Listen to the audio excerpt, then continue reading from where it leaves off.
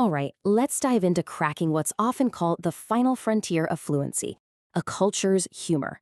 It's that last, really tricky piece of the puzzle that separates simply speaking a language from truly, genuinely belonging. Oh, you know the feeling, right? You're in a group, someone tells a joke, and the whole room just erupts. Everyone but you. You're there, smiling, nodding along, but inside your brain is just frantically rewinding, trying to figure out where the funny part was. It's a really isolating experience, and it's exactly what we're going to break down today. And here's why this is so important. Humor isn't just about punchlines. It's this incredibly complex tapestry woven from shared history, unspoken rules, and all those common frustrations. When you finally get the joke, it means you're not just an observer anymore. You're actually starting to understand the soul of the culture. So, what makes humor so incredibly hard to master? Well, it's because it's not something you can just look up in a dictionary. It relies on this massive, totally invisible database of shared knowledge that native speakers have been absorbing their entire lives. This slide, this just breaks down that invisible database perfectly. You've got the obvious stuff like not knowing the people or memes they're talking about. Then there's wordplay, puns. But the really tough ones, that's what linguists call pragmatics, which is basically a fancy word for the unwritten rules of language, like sarcasm or irony. And then there's the timing and intonation, where just a little pause or emphasis can completely flip the meaning of a sentence. So how on earth do you learn an invisible database? Well, the short answer is you don't. Instead, you've got to change your approach. The first step is a huge mindset shift. Stop being a passive listener who feels left out and start being an active investigator. It's time to become a humor detective. At its most basic level, pretty much every joke follows this simple formula. The setup builds a path, leading your brain in one direction. And then the punchline suddenly yanks you onto a completely different path. But here's the secret. That punchline isn't random. It follows a kind of hidden logic. And that logic is exactly where the cultural code is buried. This needs to be your new motto. A joke that flies right over your head isn't a failure on your part. Think of it as a bright, flashing arrow pointing directly at a piece of the cultural puzzle you're missing. It's actually a gift, a valuable clue telling you exactly what you need to go look up next. Every good detective needs a toolkit. And yours is what we're going to call the humor autopsy. It's a systematic way to dissect any joke you come across, figure out why it works, and then absorb its cultural DNA. And the process itself is a simple, repeatable workflow. You watch something, and instead of just moving on when you miss a joke, you stop and you go back. Turn on the subtitles to pinpoint the exact word or name you didn't know, and just do a quick search. Then you try to label the technique. Was it a pun? Was it irony?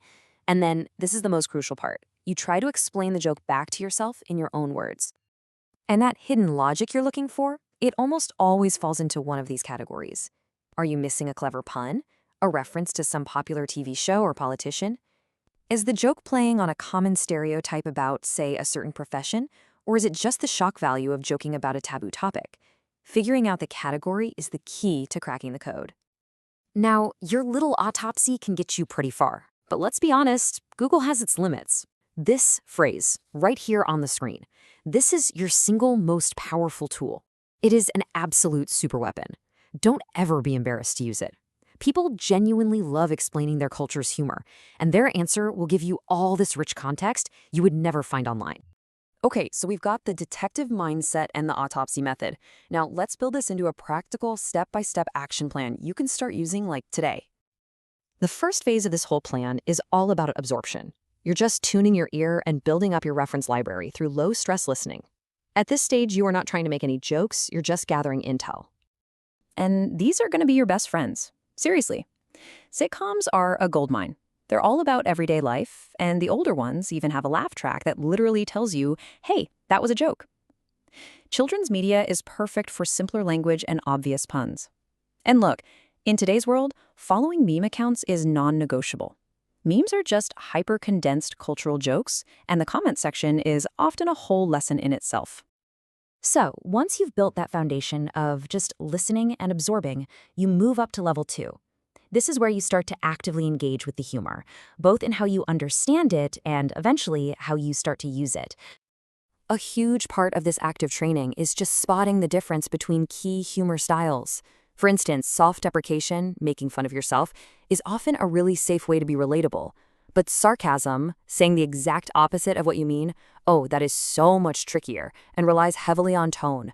Knowing the difference is a major, major level up. And this is where you make your learning really intentional. Instead of just letting all these cultural references wash over you, you start to create a reference map.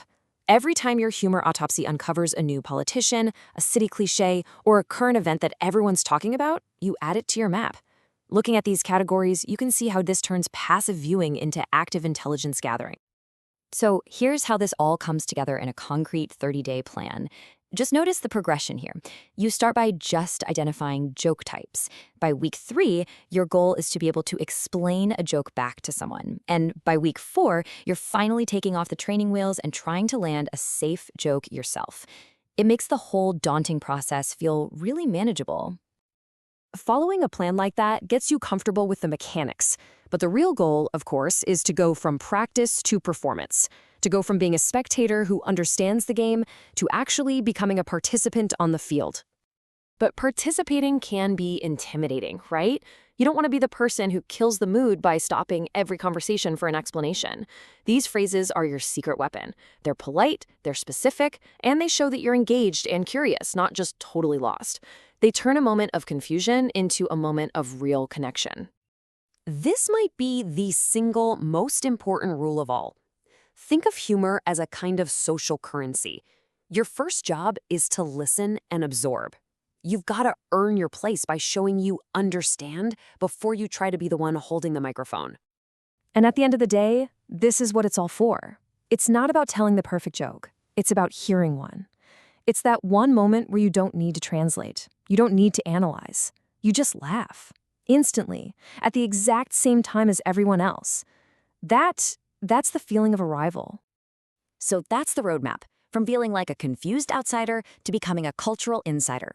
The whole journey begins not with speaking, but with a whole new way of listening. So, the only question is, are you ready to start your detective work?